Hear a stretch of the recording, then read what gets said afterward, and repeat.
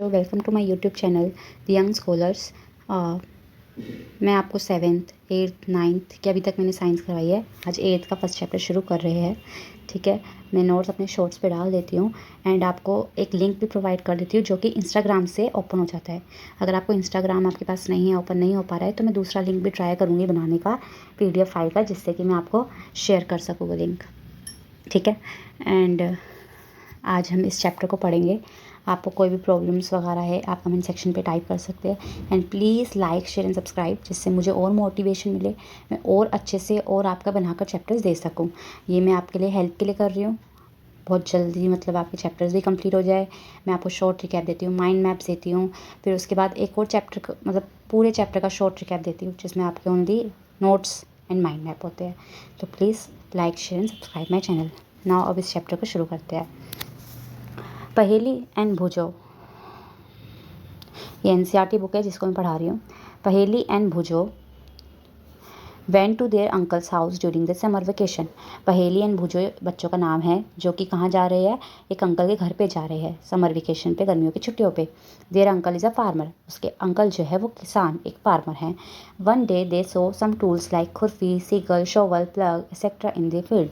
वहाँ पे जो खेती बाड़ी में यूज़ होते हैं आपके टूल्स, जैसे खुरपी यूज़ होती है, सिकल यूज़ होता है, शॉवल यूज़ होता है, प्लग यूज़ होता है, तो ये सारी चीज़ें जो भी यूज़ होती है वो उनको देखते हैं वहाँ पे। You have learn that all living organisms required food. आप सबको पता है कि जितने भी हम जीव जंतु हैं, जितने भी हम व्यक्ति, इंसान हैं या जानवर है लगा लो, उन सबको क्या चाहिए, फूड चाहिए। ठीक है, अपनी जीवन ज़िंदगी जीने के लिए भूख लगेगी, बिना भूख मतलब खाने के तो हम रह ही नहीं सकते हैं। Plants can make their food themselves. Plant अपना खाना खुद बनाते हैं, हमने ये पीछे बुक्स में पढ़ के आ चुके हैं। प्लांट्स अपना खाना खुद बनाते हैं, फोटोसिंथेसिस की हेल्प से बनाते हैं वो अपना खाना। Can you recall how green plant synthesis, आई गया वो क्वेश्चन कि मैंने आपको बताया कि प्लांट्स किससे बनाते हैं, फोटोसिंथेसिस की हेल्प से बनाते हैं। पीछे वाली बुक्स में आप पढ़ के आ चुके हो ना, लाइट का यूज़ करके और कार्बन डाइऑक्साइड का यूज़ करके, वाटर का यूज़ करके, वो सब क्या बनाते हैं, अपना खाना बनाते हैं सनलाइट की एनर्जी को यूज़ करके। ठीक है, animals including humans can not make their food. Animals हो गए, हम लोग अपना खाना खुद नहीं बना सकते। हमें मतलब देखो, इंसान बना तो सकते हैं, जैसे लगा लो आप बोल दो रोटी बनानी है, मैम हमने तो रोटी बना दी, वो बात नहीं है। मतलब रॉ मटेरियल तो आपको चाहिए ना। आपको कुछ बनाने के लिए, अगर आप चावल बनाओगे चावल चाहिए आपको, सब्जी बनाओगे सब्जी चाहिए आपको, मैगी बनाओगे मैगी चाहिए आपको, कुछ भी बनाओगे तो कुछ रॉ मटेरियल तो आपको चाहिए ना, जिससे खाना बनाओगे। तो वो जो चीज़ें होती है, वेजिटेबल्स हो गए आपके, फ्रूट्स हो गए, जो भी चीज़ें हैं वो सब आपको प्लांट से मिलती है। ठीक है, प्लांट्स क्या है, वो खुद बना रही हैं। तो यहाँ पे खुद बनाने का मतलब ये है कि आप खुद ही एक ऐसा प्रोडक्ट बना रहे हो जिसमें आपका रॉ मटेरियल कोई फूड नहीं था। ठीक है, आगे so where do animals get their food from. Animals कहाँ से अपना खाना लेकर आएंगे। But first of all why do we have to eat food. अब हमें खाना क्यों खाना होता है, हमारे अंदर जो सेल्स काम कर रहे होते हैं, जो बॉडी काम कर रहे होते हैं, उनको एनर्जी चाहिए होती है, तो इसलिए हम लोग क्या कर रहे हैं, खाना खा रहे हैं।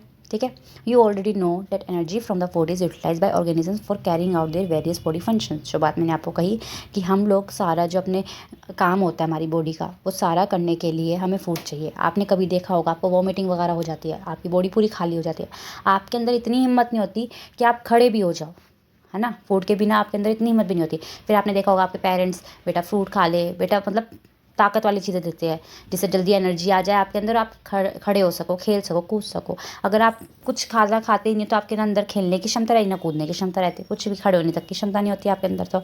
तो क्या क्या काम करती है हमारी बॉडी, डाइजेशन करती है, खाने को पचाने का काम।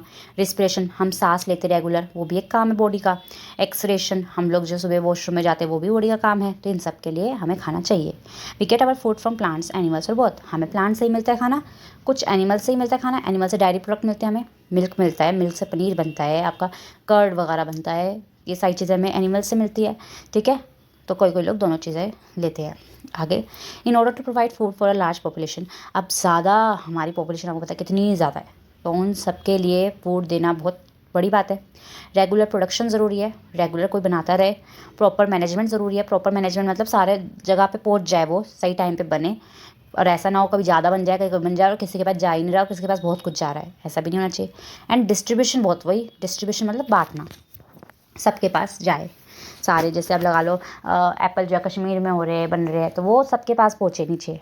ठीक है, दिल्ली है और भी हरियाणा सबके पास, पंजाब वगैरह सबके पास पहुँचे, तो उनके लिए फूड मैनेजमेंट एंड डिस्ट्रीब्यूशन बहुत देखना पड़ता है।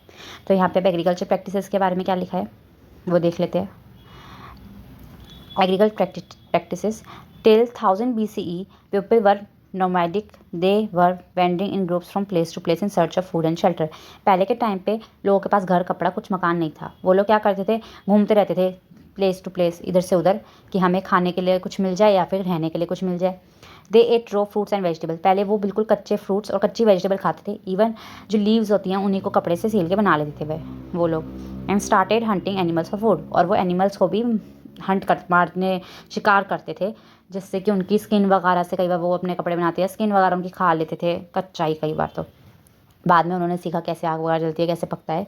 Later they could cultivate land and produce rice wheat, उसके बाद शुरू हुआ कि वो राइस भी उगा सकते हैं, ठीक है, कल्टिवेट कर सकते हैं लैंड जगह को और क्रॉप्स उगा सकते हैं और भी ज़्यादा अलग अलग तरह की। दस वॉज बोर्न एग्रीकल्चर, ऐसे एग्रीकल्चर आया, ठीक है। When plants of the same kind are cultivated at one place on a large scale, it is called crop. जब आपका प्लांट्स एक ही तरह के एक ही जगह पर ज़्यादा मात्रा में उगाए जाते हैं तो उनको हम लोग क्या कहते हैं, क्रॉप्स कहते हैं। ये मैंने अंडरलाइन कर दिया, इनको मैं नोट्स में वैसे ही डाल दूँगी, ठीक है। For example crop of wheat means that all plants grow in a field are that of wheat. इसका एग्जाम्पल ये है कि अगर आप वीट की क्रॉप को देख रहे हो तो इसका मतलब ये है कि उसके अंदर जितना फील्ड एरिया है उसके अंदर वीट ही वीट पाई जाएगी आपको। You already know that crops are of different types like cereals, vegetables and fruits. आपको पता है क्रॉप्स अलग अलग तरह की होती हैं, आपकी दालों की भी होती हैं, वेजिटेबल्स की भी होती है, सब्जियों की भी होती है और फ्रूट्स की भी होती है। This can be classified on the basis off season in which they grow. हम इनको बांट सकते हैं किस बेसिस पे, सीजन के बेसिस पे, क्योंकि कुछ कुछ सीजन में अलग अलग उगती हैं। जैसे आपको पता है आम आपका गर्मियों में ही आता है, तो वो कैसे किस टाइम उगता है उससे भी डिपेंड करता है। जो आपके सीजनल फ्रूट्स हैं वो डिपेंड करते हैं कि वो कब उगाए जाते हैं, इसलिए वो सीजनल बन गए, ठीक है। आगे, India is a vast country, India बहुत बड़ी कंट्री है। The climatic conditions like temperature, humidity and rainfall vary from one region to another. आपको पता है हमारे यहाँ पे जो स्टेट्स है उनमें टेम्परेचर और मतलब सीज़न का बहुत, मतलब सीज़न तो नहीं, टेम्परेचर ही ज़्यादा है, टेम्परेचर ह्यूमिडिटी का बहुत अंतर है।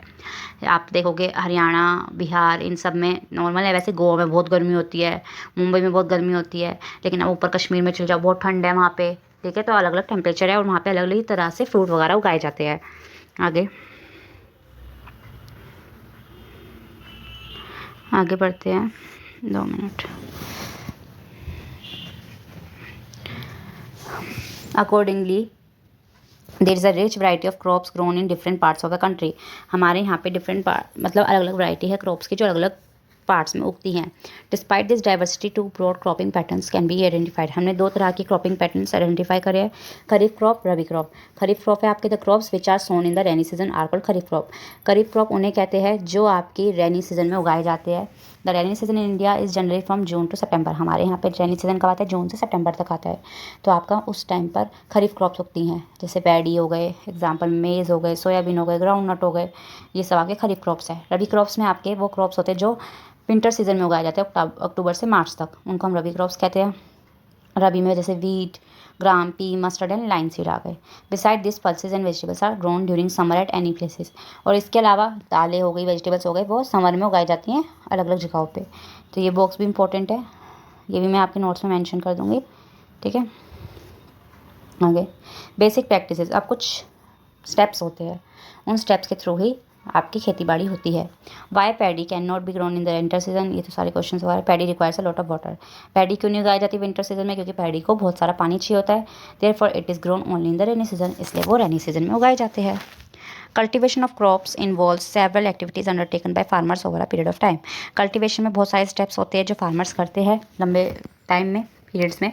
You may find that these activities are similar to those carried out by a gardener or even by you when you grow ornamental plants in your house। अगर आप अपने हाउस में भी उगाते हो तो आपको भी ये प्रैक्टिसेस स्टेप्स फॉलो करते हो आप, और गार्डनर होता है वो भी ये स्टेप फॉलो करता है जो फार्मर फॉलो करता है। दिस एक्टिविटीज और task are refer to as agriculture practices. हम इन टास्क को एग्रीकल्चर प्रैक्टिस के नाम से जानते हैं।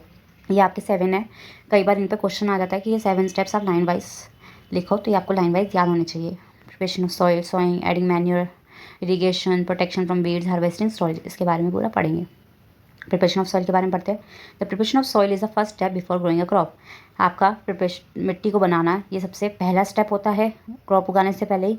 One of the most important task in agriculture is to turn the soil and loosen it. आपका ये सबसे इंपॉर्टेंट काम है कि आप मिट्टी बनाओ, जहाँ उगा रहे हो उसी को बढ़िया बनाओगे तो अपने आराम से अच्छा होगी, खेती बाड़ी होगी। This allows the roots to penetrate deep in the soil. इससे क्या होता है, जो जड़ें होती हैं प्लांट्स की वो आराम से नीचे तक जा पाती हैं। The loose soil allows the root to breathe easily even when they go deep into the soil. और अगर आपकी रूट्स नीचे चली भी जाती है तो वो आराम से सांस ले सके, इसलिए वो लूज़ करते हैं हम लोग मिट्टी को। Why does the loosening of soil allow the roots to breathe easily. आप अगर मिट्टी को लूज कर देते हो तो उससे क्या होता है, कैसे रूट ईजिली ब्रेथ कर सकते हैं। The loosen soil helps in the growth of earthworms and microbes present in the soil. Loosen soil से अर्थवॉर्म और माइक्रोब्स की वैल्यू मात्रा भी ज़्यादा बढ़ जाती है। These organisms are friend of the farmer since they further turn and loosen the soil and add humus to it. उसके अंदर वो क्या करते हैं, वो फ्रेंड होते हैं फार्मर के, वो ह्यूमस ऐड कर देते हैं। पानी की मात्रा होती है जो ह्यूमस उसे कहते हैं, वो ऐड कर देता है मिट्टी में थोड़ी बहुत। But why the soil needs to be turn and loosen. लेकिन क्यों मिट्टी क्यों ज़रूरी है खुली और लूजन करना। You have learned in the previous classes that soil contains minerals, water, air and some living organisms। आपको पता है मिट्टी के अंदर मिनरल्स होते हैं, वाटर होता है, एयर होता है और कुछ लिविंग ऑर्गेनिजम्स भी होते हैं। In addition dead plants and animals get decompose by soil organisms. और इसी एडिशन में ये कह रहे हैं कि जो डेड प्लांट्स मर जाते हैं, जो एनिमल्स होते हैं, वो सॉइल उनको डिकम्पोज कर देती है। In this way various nutritions in the dead organisms are release back into the soil. इन इस तरीके से जो कई सारे न्यूट्रिशंस होते हैं डेड ऑर्गेनिजम्स में, वो दोबारा से मिट्टी में आ जाते हैं। ये कौन हेल्प करता है, सॉइल में जो ऑर्गेनिजम्स होते हैं वो। These nutritions are again absorb by plants. फिर प्लांट्स दोबारा एब्जॉर्ब कर लेती है। आगे,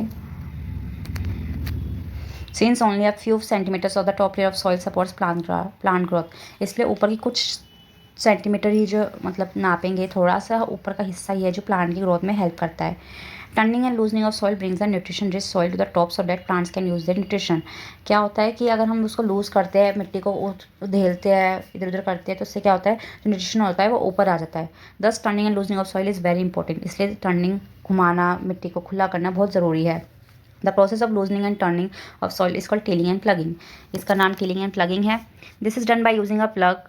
इसमें एक प्लग होता है, उसको यूज़ करके वो लोग क्या करते हैं, हेल्प लेते हैं, करते हैं काम। ठीक है, यहाँ पे ये रहा, देखो आपका प्लग, ये पिक्चर दिखा रखी है। Ploughs are made up of wood या आयरन। वुड या आयरन से बना होता है। If the soil is very dry, अगर मिट्टी बहुत ज़्यादा सूखी है, इफ में नीड वाटरिंग बिफोर प्लगिंग। कई बार मिट्टी में वो पानी की पहले ज़रूरत होती है प्लगिंग से पहले। द प्लग्ड फील्ड में have big clumps of soil called crumbs. कई बार मिट्टी के छोटे छोटे जो हो जाते हैं ना, पत्थर टाइप में बन जाते हैं, क्रम्स बोलते हैं उन्हें। वो टूट तो जाते हैं, मिट्टी में बदल जाते हैं, लेकिन उनको हम क्रम्स बोल रहे हैं। It is necessary to break this crumbs. उन क्रम्स को भी तोड़ना ज़रूरी होता है। कई बार क्या पता न्यूट्रिशन उसी में फंस जाए। मिट्टी अच्छे से खुली होनी चाहिए। Levelling the field is beneficial for sowing as well as for irrigation. अगर हम मिट्टी को सही लेवल में लाते हैं तो इरीगेशन में बहुत हेल्प करती है और सोइंग में भी अच्छा हेल्प रहता है। Levelling of soil is done with the help of a leveller. एक लेवलर होता है, उसकी हेल्प से क्या करते हैं हम लोग, मिट्टी को सही लेवल में लाते हैं। Sometimes manure is added to the soil before tilling. कई बार टिलिंग करने से पहले ही हम लोग उसमें मैन्योर भी डालते हैं मिट्टी में। This helps in proper mixing of manure. इससे क्या होता है, मिट्टी में मैन्योर मिल जाता है अच्छे से। The soil is moisture before sowing. इससे सोइंग से पहले, मतलब अगर हम बीज बो रहे हो उससे पहले ही उसमें मॉइस्चर मिल जाता है। एग्रीकल्चर इन प्लांट्स के बारे में पढ़ लेते हैं, क्या लिखा है इसमें।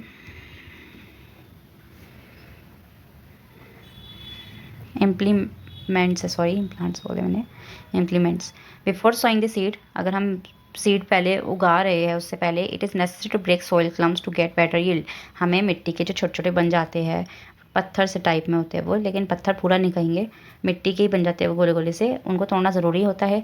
This is done with the help of various tool. कई तरह के टूल्स हैं इसमें जो आपकी हेल्प करते हैं। The main tools used for the purpose are plough, hoe and cultivator. इन तीनों की हेल्प से हम लोग मिट्टी को जो अंदर क्रम्स होते हैं वो तोड़ते हैं।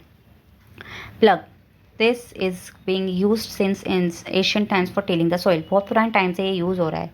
Adding fertiliser to the crop, मिट्टी में फर्टिलाइज़र ऐड करने में। रिमूविंग द वीड्स मतलब जैसे अनवांटेड प्लांट्स वो कहते हैं, जो अनवांटेड प्लांट मतलब जो हम नहीं चाहते प्लांट्स वो उग जाते हैं। आपने कई बार छत वगैरह में भी देखे होंगे, आप पौधा वगैरह के आसपास देखते होंगे, थोड़ी छोटी छोटी घासें से उग जाती है, वो अनवांटेड प्लांट्स को ही हम वीड्स कहते हैं, अनवांटेड जो हम नहीं चाहते।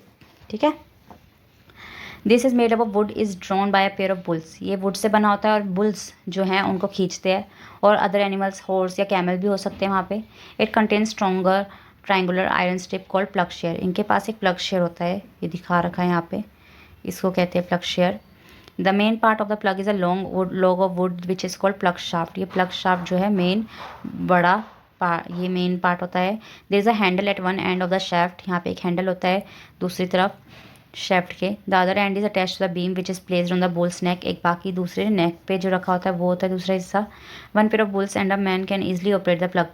एक मैन दोनों जो बुल्स के पेयर को साथ में हैंडल कर सकता है। The indigenous wooden plug is increasingly being replaced by iron plugs nowadays. अब जो है ये बदल चुका है, आपको पता है वैसे भी बहुत सारी अब तो टेक्नोलॉजीज़ आ गई हैं, बहुत सारे टूल्स बन चुके हैं। तो ये पुराने टाइम में होता था, इसको पुराने टाइम में यूज़ करते थे। अब होए के बारे में पढ़ते हैं। It is a simple tool which is use for removing weeds. ये वीड्स को हटाने में हेल्प करता है। फॉर लूजनिंग द सॉइल, मिट्टी को लूज़ करने में भी हेल्प करता है।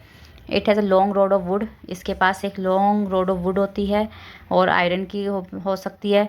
A strong broad and bent plate of iron is fix to one of its end works like a plate. यहाँ पे एक इसके पास ऐसे ब्लेड जैसे काम होता है, एक दूसरे मतलब एक प्लेट लगी होती है। It is pulled bye animal, जो कि एनिमल द्वारा खींची जाती है। कल्टिवेटर क्या होता है?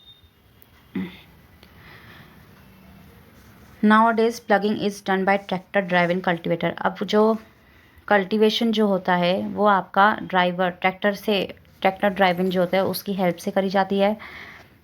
The uses of cultivator saves labour and time. Cultivator को यूज़ करके मतलब प्लगिंग जो होती है जैसे लूजनिंग वगैरह करना मिट्टी को, वो अब कल्टीवेटर की हेल्प से होने लग गई है। पहले तो इनसे होती थी, जो पीछे हमने प्लग वगैरह पढ़े इनसे होती थी। अब लेकिन ट्रैक्टर भी आ गई है तो ट्रैक्टर कई बार हेल्प करते हैं, उससे हमारी लेबर भी बच जाती है और टाइम भी बच जाता है। तो आज हम यहीं तक करते हैं, आगे के पार्ट में और अपलोड कर दूँगी और शॉर्ट नोट्स में डाल ही रही हूँ, साथ में आप उनको भी देख लीजिएगा।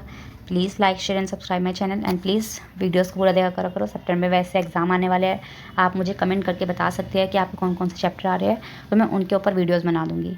ठीक है, थैंक यू।